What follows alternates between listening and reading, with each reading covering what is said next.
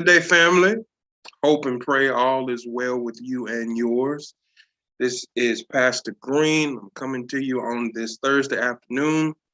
As many of you know, if you've been following this past Sunday, we began a series that we've entitled Songs in the Key of Life, where we are surveying the scale of human emotionality from the book of Psalms. Got a lot of good feedback from it over the last couple of days, and God put it on my heart to expand the conversation, and by that I mean to talk to some mental health professionals that I know, particularly about emotions and the particular emotions that we discussed on Sunday. So I am excited to introduce and bring on to the camera tonight my good friend, Miss Kimberly Bradshaw. Come on up, Kim. What up, Kim? Hi. How are you? Hello. I'm great. How are you? I'm doing well. Thank you for consenting Awesome. to speak to us tonight. Thank you for inviting me. Yeah. Can you give us your credentials and your occupation? I know it, but I'll mess it up. So Okay. I am Kimberly Bradshaw, Kimberly Smith Bradshaw. I am a licensed master social worker. I work in university. Yes, thank you. I work in university higher education, and I also work with adolescents in an acute psychiatric hospital as a mental health therapist, as an advocate, as a social worker. all right. All right. So I don't want this to be long. I want this to be able to fit, in someone's lunch break. My lunch break is 30 minutes. So let's go ahead and get to it. Again, like I said, talking about emotions. And of course, you're musically inclined. So you know the first note of the scale is the letter A. So this past Sunday, we talked about the emotion anxiety. And we looked at Psalm 3, where David is in a very um, uncertain time, unstable time. And I think that's a good place to start. As a professional, and even as a person, as a human, what would you say to us this afternoon about or in regard to the power of emotion? Um, the power of emotion. First thing comes to mind is your own personal reactions. Emotions, good and bad, come from your own reaction to things occurring in your life. Anxiety, um, in particular, is fear. More importantly, irrational fear. Um, and fear does not just manifest itself in you being afraid, but it also manifests itself in you being stressed and frustrated and angry and irritated and just easily ticked off. Um, and those emotions that come with anxiety are byproducts, and they don't always mirror that I'm afraid. Sure. And so when we feel emotions, a lot of the times what we mirror to other people is not what we're feeling, and a lot of miscommunication comes with that. Sure. So, of course, I'm trying to pre-Sunday. I do it, about 30, 35 minutes or whatever. And Mm-hmm. I try my best to broach that particular topic. But of course, um, from the trusted DSM-5, it talked about, yeah, you know what I'm talking Yeah. about. DSM-5, it talks about how anxiety is always internal, and that it's the anticipation of a future threat, right? I read another Mm-hmm. article that talked about that anxiety is always future focused, right? And I like Mm-hmm. what you said, that it deals with irrational possibilities, right? Absolutely. Maybe not even what's probable, but it I guess latches It's on to those. an exaggeration Sure, of what you're thinking. It's the fear is real to you, but it's an exaggeration of what could actually happen. sure, sure. Okay. Yeah. So yeah. So um moving on to to the next question or the next talking point. What can you say to us about anxiety? I mean, you touched on it, but like as far as like symptoms, and at this moment, you can um, feel free to speak from professional and personal experience. Like, what are we? How are our bodies responding when we're feeling Okay. anxious? Well, I'll tell you the first time that I really felt anxiety, just that debilitating panic was way before I took this journey into professional mental health. And I thought something was wrong with Mm, me. And that's how serious it can be. It can present itself physically. I thought I was having heart attacks, and I was going through a very, very stressful event in my life, was going to the doctor thinking that something was physically wrong with me, something was wrong with my heart because I was having these just, it felt like somebody was just grabbing my chest and squeezing all the air out of me. I couldn't breathe, couldn't see. And I found out I was having panic attacks from things that were not dealt with in a timely and healthy manner mm, in my life. So anxiety is one of those things that it can present itself as a small irrational fear, but just like any other health issue like high blood pressure or diabetes, when you don't deal with it, when you sure, don't deal with the symptoms of it, it grows larger and it gets so out of hand until it starts affecting other parts of your life. Now, anxiety presents itself in so many different ways sure, with different people, and just like with fear, you don't react to fear the same way that I react to fear. Some people become very combative, some people run away, just that fight or flight. yeah, um, so if you are one that becomes combative and defensive, then your symptom of anxiety can be anger. You can be easily agitated. Um, if you are one that is prone to run away from situations, then you may have a lot of extreme nervousness. mm, You don't engage for fear of what can happen. You freeze in situations. sure, Think about how that affects your life if you don't address those issues in a healthy manner. Affects it affects what you're doing, it affects your relationships, it affects you. sure, sure, sure, So um anxiety, just like with other health issues, you can't, just like with high blood pressure, you can't just take your medication. You have to make a lifestyle change. There are maintenance type coping mechanisms that you do to to relieve yourself of your symptoms, whatever your symptoms are of anxiety. It is a whole, mind, body, spirit sure, sure, type maintenance. sure, sure. You said a lot there, so I did. we're gonna, yeah, yeah, I this is love it this is though, this is and yeah this is something that I deal with a lot. So I apologize if I just kind no, of no, no, ran no, off no, no. with that. So yeah, um, you mentioned um how anxiety reflects itself in various ways, right? Mm-hmm.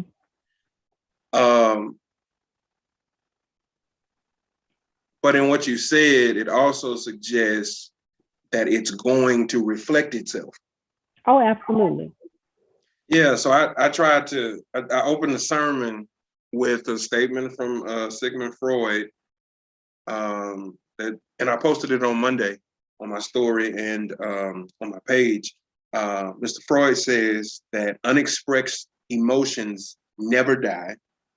Oh, yeah. They are simply buried alive, but will come up or resurface again in much uglier ways, right? It regurgitates itself in your behavior. It's going to Sure, come out. It's going to sure, come out. And it's sure. not going to come out in the way that you want it to most times. Yeah, yeah.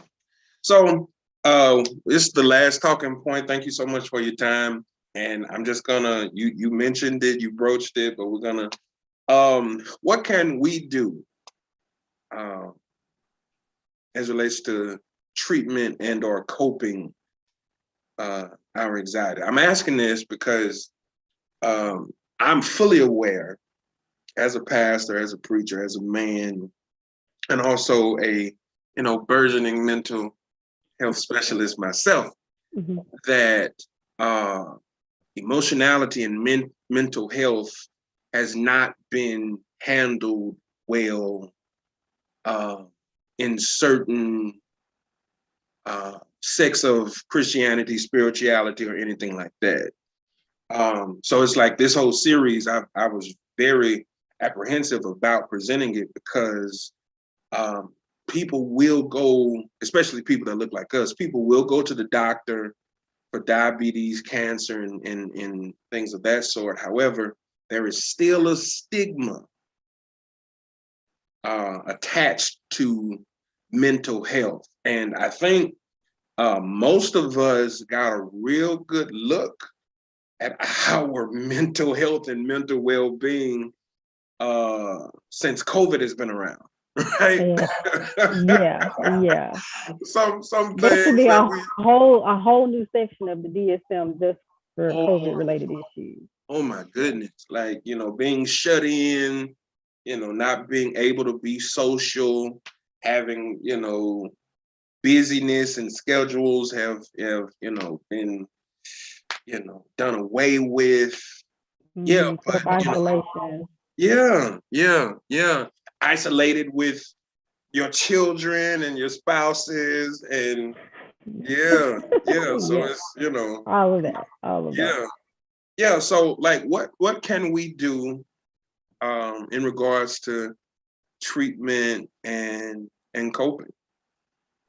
Well, since anxiety is one of those things that starts as a fear, the fear starts in the mind, Sure. and we have to control, or for better word, manage what we can control. If we can take more control or manage more of ourselves and our lives, we become more confident over the ability to conquer that fear. So we have to connect more to ourselves, identify what that fear is actually connected to, the triggers, identify those triggers, work through the triggers. Don't just bury it down and feel like, oh, it'll pass, it'll be all right, because it will grow, it will get bigger. We have to take care of ourselves, get adequate sleep, get rest, um, take care of our physical self, take care of our emotional self, take care of our spiritual self. If anxiety is based in fear, then increases your confidence? What increases your strength? And so, if you need to connect more with your spirituality, if that allows you to become more confident in self, then that is going to be part of your maintenance to conquer that irrational fear. So you have to tackle it head on. You can't run from it, because like you said, in reference to Freud, it's going to come up. And it's going to come up in a very uncontrolled way. And so you taking more control over yourself helps you to take more control over those issues. Yeah, yeah. And thank you for saying that. You mentioned, spirituality. That's another area that I, try to work in. And I want to be clear. Yes, I preached from the Bible, and yes, I lifted and advocated for faith and trust in God. However, some people, most of us, need to trust God and see a therapist. You can have Jesus and a therapist. I need to put that on the t-shirt, like for real, for real. I'm gonna get it Sunday. I have somebody making me a t-shirt for Sunday, Jesus and therapy, because oh wow. Yeah, so Absolutely. They go hand in hand. Yeah, so it was like I want to be clear about that, and I thank you for bringing that up. If you like, and I don't even know how to say this, but if one finds themselves dealing with an emotion the majority of the time, to where it becomes like a norm, that you get what I'm saying? Mm-hmm. It might be time then to go see a therapist or get some help.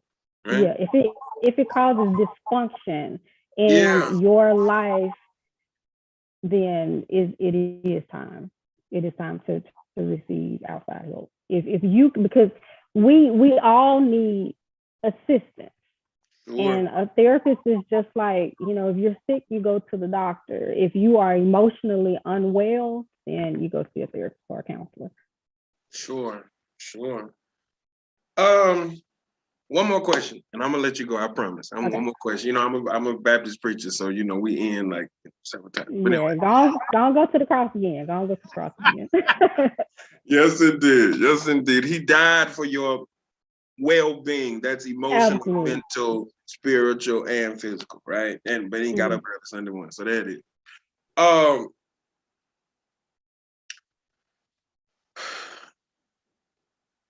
We do know that if we expressed our emotions as raw as they came, that might not be that might not bode well for our relationships and partnerships, because the truth is, God created us with emotions, and we're saying, you should let it out and don't bury it. What tips can you give us about, I'm calling it healthy and holy expression of emotion? What can you say about that?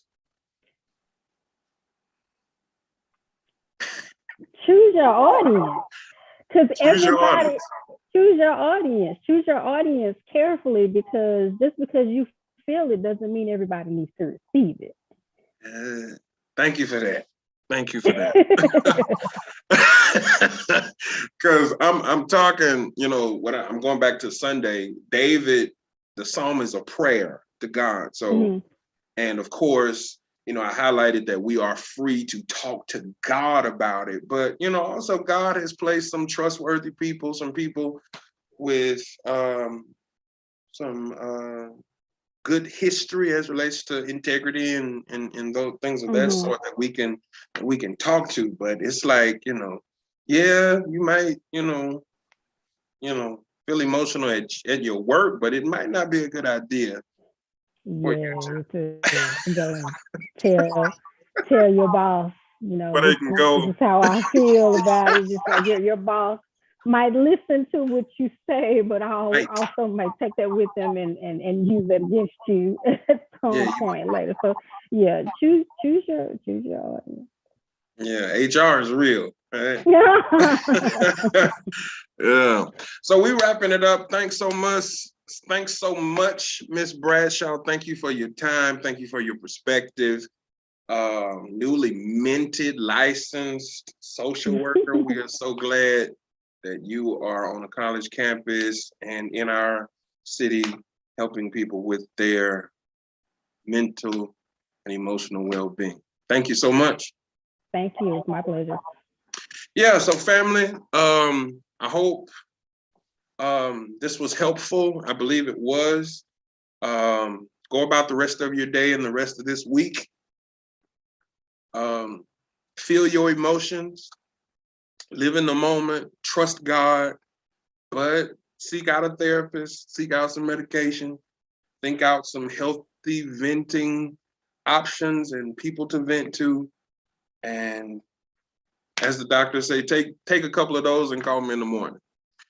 All right, so we're logging off. Thank you all so much for your time. God bless you.